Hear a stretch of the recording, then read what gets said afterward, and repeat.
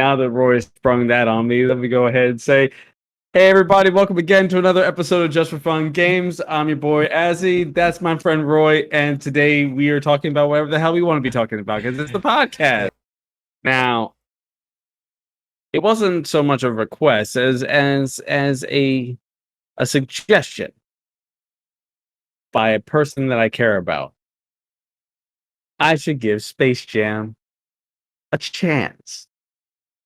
And here's the big thing. Here's the big thing. I feel like I could have enjoyed this movie so much more if I wasn't watching it alone. Because sometimes comedies are like that. You know, like it takes a especially good comedy to be hilarious without the need to have someone's infectious laugh feed into your own. You know what I mean? Uh, that's often why it's really great to go and see a comedy in a theater, because something that may not have been like a 10 when it comes to a joke for you might have been a 10 for somebody else. And just like with yawning, laughter is infectious. So suddenly your experience is blown out that much more. But for me, alone, 2 hours. For one, I took like 6 breaks where I just paused the movie and got on my phone because it's like this shit. Okay. But the question I have, is who the hell was this movie made for? And I want you to just think of that question while we're talking about this thing. Go ahead, Roy. How would you feel? What were your initial impressions? Give me the thesis for you. I thought it was okay. They missed the perfect opportunity. Oklahoma. They missed the perfect good opportunity to bring in the one regular show characters, Mordecai and Rigby, and the God of Basketball, because they're all Warner Brothers characters. Could have brought them in there and be like, yeah, we got the God of Basketball. It'd been a whole lot easier. But other than that, I thought it was okay. Of which, hold up. Usual spoiler warning right here. We're going to be talking about Space Jam: A New Legacy. If you haven't seen the movie and you have an HBO Max subscription, it's totally free to watch the movie. Go ahead, watch it with the kids, watch it with someone else, watch it with people that might enjoy it, or that watch it with somebody. And then come on back, see what we got to say, because I got a lot to say. Anyway, by all means. But yeah, it was okay. The whole time, you know, they're assembling this crew. They're crossing universes and stuff. They got Game of Thrones. They got Matrix in there. I forgot what other franchise. Harry Potter. They got in there. Casablanca. They went to Casablanca world because that's what the kids know. Yeah, that's what the kids know. They know fucking Casablanca. They watch that in school. But clearly, this was tied. Who is this movie made for? This was tied with the original, because I tell you, this movie, I was sitting there just probably like you. I had Isaac come in some scenes. I was like, like when they got the grandma from not the grandma, the old lady. I don't know her damn name. Her name is literally Granny. Her name is literally Granny off the Matrix. I was like, yeah, that's clever. But the one scene, the chunk like almost got me. They'll be like, sit up and get ready. You know what scene it is. It's like Daffy Duck, like they're getting their ass beat by halftime. Daffy Duck's like, hey, we found Michael Jordan in the crowd. I'm sure he'll help us. And I'm like, because I'm not like, when they announced this movie, I wasn't looking at the cast or anything. I was like, man, just watch it. So next thing you know, they got that dramatic music. He's walking in. I'm like, oh shit, Michael Jordan's about to be in this bitch.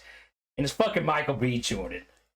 God damn. That was the best. That was actually the best joke of the entire movie. Like, that was the best joke of the entire movie. You could have get Michael A. Hold Jordan. Up. I feel like this is a movie that we gotta dismember piece by piece. What is there? Hold on. See, here's the thing. The original Space Jam, I'm not saying it's a good movie. I can't not look at it with rose-tinted lenses because I was a kid and I enjoyed it when in the age group that I was supposed to enjoy it.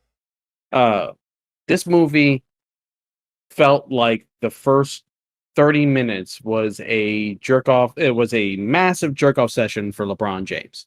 And no hate against the guy. He's had a stellar career, right? bouncing from team to team. But it's like, uh, at the very least, what you can say about the original Space Jam was that it balanced the reverence for Michael Jordan for the enthusiasm for the Looney Tunes. And I just don't feel like we got that kind of balance from this movie. It was too. This movie was a commercial for Warner Brothers related media. Hey, you remember Game of Thrones? Hey, you remember Harry Potter? You remember yeah. First, it starts off with this weird message that it's like games are a waste of time, and they prevent you from focusing on what you actually want to do. That immediately put me in the wrong state of mind. It's like, he wasn't even in the game, and his coach is giving him shit for playing on a Game Boy. It's like, put your head in these games. Like I was. This is what I'm talking about. Like, I was about to rewatch this movie and just like, okay, maybe I missed something. But after I watched it the first time, I was like, yeah, this is a one and done deal. You can't watch this a second time. You have to be that kind of person. Like, it requires somebody who. What made it worse? What made it worse is I watched the first one before I watched this one. I was like, yo, Space Jam 1. I thought about doing that. Yeah, Space Jam 1 wasn't all that great.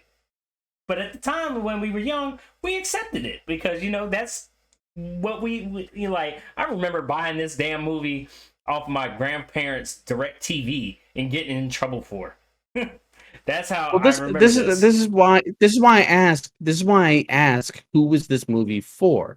It immediately, like, I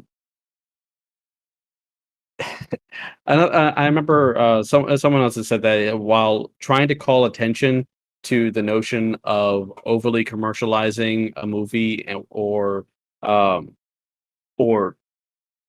soulless productions that feel like they're made on a conveyor belt, and then this movie became a soulless production that felt like it was made on the conveyor belt. Our childhood was filled with watching, like, when it came to cartoons, we watched Nickelodeon, we watched Cartoon Network, and Cartoon Network threw a lot of Looney Tunes at you, threw a lot of Hanna-Barbera at you. So when Space Jam originally came out, the Looney Tunes were still in the zeitgeist. Everyone knew who they were, what they were. I think at that point in time, it was really popular, or it was because of Space Jam that it became really popular to throw like every Looney Tunes character in like a thug outfit on a t-shirt that you would find at the mall. But sadly, like, even though there have been some recent Looney Tunes related show content that I thought were really good, Tiny Toons, cartoons have really had a renaissance and have exploded in the last like 15 years. And the Looney Tunes haven't been able to stay on the public zeitgeist. So from the jump, this is already a movie that's trying to bank on nostalgia. It's like, oh, it's Space Jam. They're bringing Space Jam back, so it's bringing the Looney Tunes back. But both Space Jam and the Looney Tunes have been so removed from the consciousness, especially of kids that would fit in the demographic that the movie was originally intended for. And then when you get in the movie and it's not focusing on the Looney Tunes, when LeBron ends up in what they call it, the Warnerverse. Yeah, I think that's what it was called. The Serververse. The Serververse. It might as well have been the Warnerverse. When LeBron first got to the Serververse, G Rhythm sent him to the rejects. So already the movie is dissing the Looney Tunes. And when it gets to the point where it's time to gather the crew up, LeBron didn't want the Looney Tunes, despite how he geeked out when he met Bugs Bunny for the first time. He wanted any other character, and Bugs just kept circumstances would allow Bugs to get who he wanted, and for LeBron to miss his opportunity to get Batman, Superman, the Iron Giant, and what else? Yeah. That's another thing about this movie. Okay, what worked in the original is when Michael Jordan went to the Looney world, he stayed the human character. This one, they made LeBron the cartoon LeBron. And I wasn't. I didn't understand why. I don't understand why they changed up the style. or the presentation, because it worked perfectly fine, and it can work even better now. And they even do it by the end of the movie. It's like, why couldn't this have been?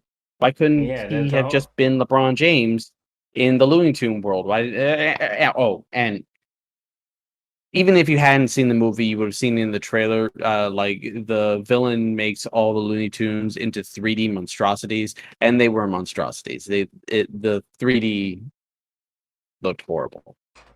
It was ugly. Uh, but so the movie already immediately pulls me out of it with that very tired narrative that video games are a distraction from getting the work done, or from chasing your passion, and then gets reinforced by a very like assholish LeBron getting on his son for playing games or designing games rather than focusing on basketball. Uh, so I spent the movie constantly seeing the things that didn't make sense. Like, this movie literally killed my suspension of disbelief. I couldn't suspend it for anything. I literally could.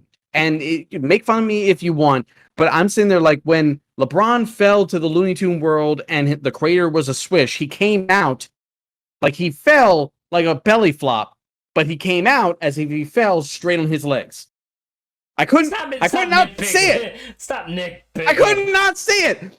When they went to go get Granny, went to go get Granny from the Matrix world, she did the iconic jump kick from that Trinity does, but then kicks with the wrong leg. I could not see it. All right, stop nitpicking. All right, you're nitpicking this movie, stupid shit. Hold up. Hold The on. movie immediately killed my. Your audio cut out for a second. You're good. When one too many stupid things happened that just didn't cause any sort of laughter and enjoyment, my suspension of disbelief was just murdered in the street and left to bleed. Like, if my suspension of disbelief had a kid, he would have seen its parents die in the street, and eventually the child of my suspension of disbelief would have became Batman. It would have been that horrific, is what I'm saying. But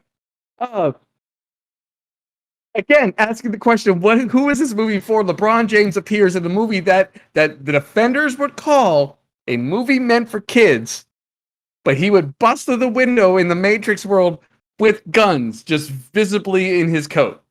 It's like, you're the good guy, right? In a kids movie, right? Well, that's the thing. Why do you have guns? Because in the Matrix, those were used to kill people. Yeah, like, okay, kids know Harry Potter, maybe Looney Tunes. Kids ain't gonna remember fucking Matrix. Kids don't watch Game of Thrones, especially after that finale. Then nobody knows about that except for adults. Exactly. Who was this made for? And of which, so a bit of drama that happened prior to Space Jam.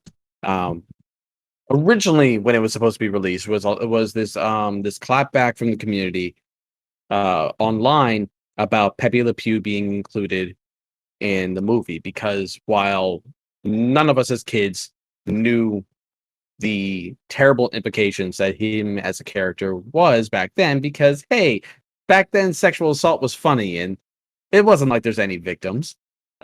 So they took the step to remove him from the movie. Okay, it's fine. We don't. What's he really bring? He's not necessary. Like, he's literally He's literally a walking sexual assault joke and a fart joke rolled into one. Whatever. But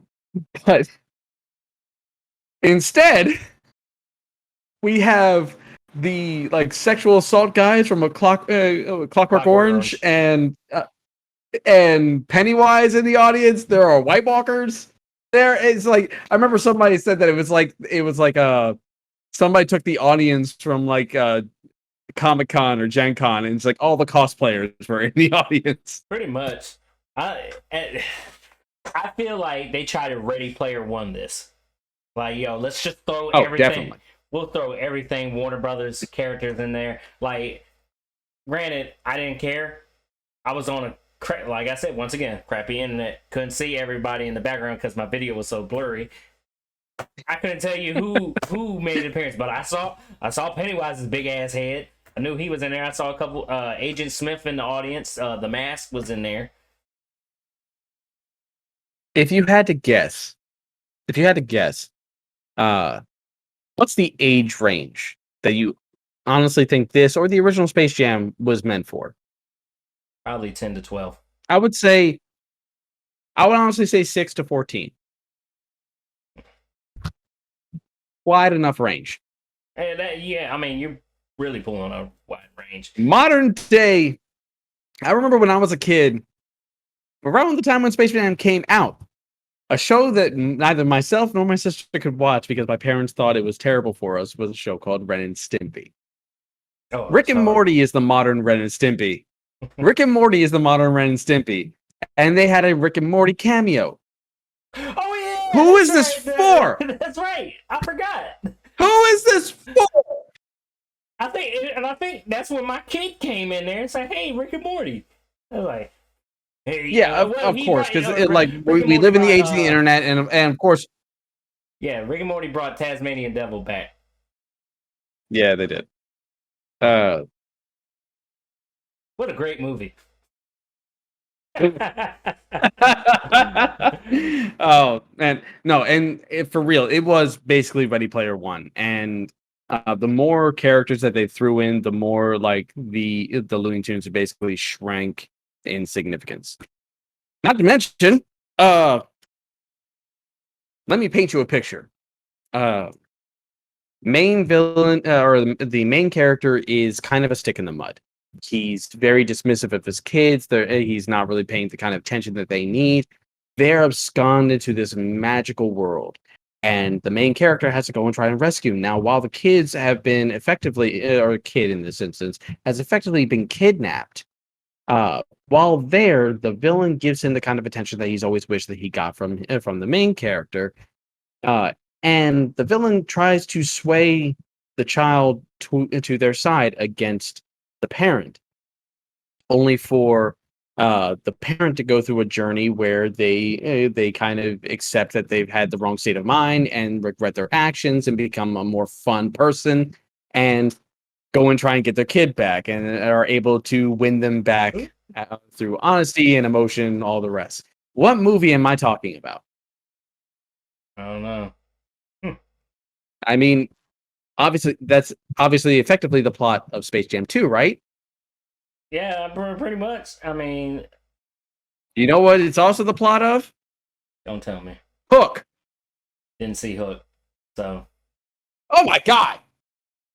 Hey man, you were the Robin. Wow. Man, you were all. I'm like, I known this guy for a long time.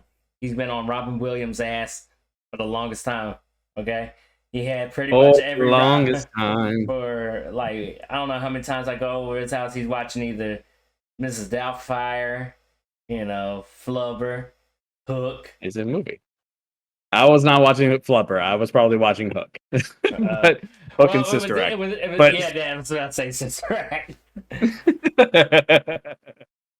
But I mean, Whoopi Goldberg. What can I say? But it's like I picked up on that, and I was like, this is the plot of Hook. It's like they stole the plot of Hook and threw it in this movie. Only it's like at that point you're then leveraging. It's like who's the better actor, LeBron James or Robin Williams? Right. Oh, overall, man, what would you rate this movie?